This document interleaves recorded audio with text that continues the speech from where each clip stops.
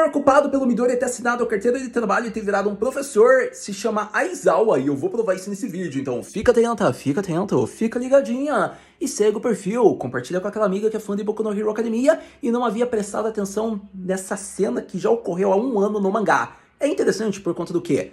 No episódio mais recente, vemos que o Midori escolheu se tornar um professor, mesmo sem nem falar nada, ainda sendo um aluno da UA. E por que eu digo isso? Porque é um detalhe que passou bem despercebido na época do mangá, na minha opinião.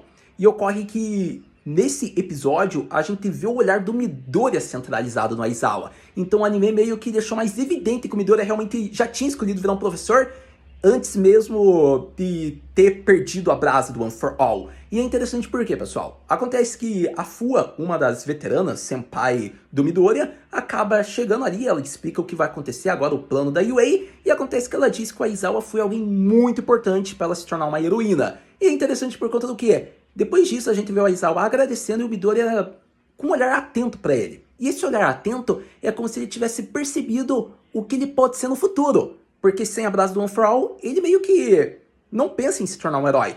E nisso ele descobre um caminho novo. Guiar uma futura geração de pessoas que querem se tornar um herói. Ou seja, ele percebeu no Aizawa um novo sonho. Afinal, ele já se tornou o maior herói de todos. Então agora, ele tem como meta se tornar um grande professor. E é interessante quando a gente para analisar, porque a gente sabe, o Midori virou um pro hero, mas durante 8 anos, ele era só um professor, guiando a nova geração. Um tipo de herói. Até porque no Japão, a profissão de professor é muito renomada e respeitada. Então o Midoriya virou uma pessoa extremamente famosa, pessoal. Mas, comenta aí o que você achou desse detalhe, porque quando a gente para analisar e pensar, foi desde o momento em que o Midoriya já era um aluno da UA que ele decidiu se tornar um professor. Mas é isso que eu tinha pra falar por hoje. A gente se vê no próximo vídeo. Mata, né?